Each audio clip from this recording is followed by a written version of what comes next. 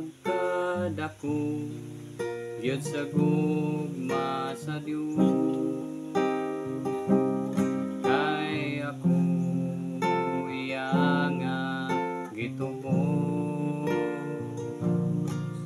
bisan sa kasalanan kong tanan, sa hamiling dugo gihinuan.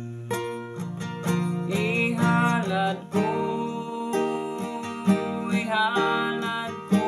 tanan kang Jesus nga atong manunubo.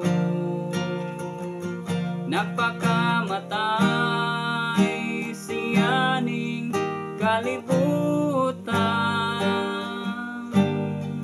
sa pagtubo sa atong kasalanan.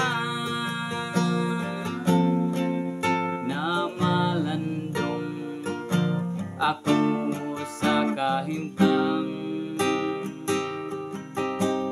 ni Jesus dinhi sa kalibutan. Giyang kunya tanang kasalanan, apan si Jesus gisalikway sa uban. Ihalad kong tanan kang Jesus nga atong manunubos.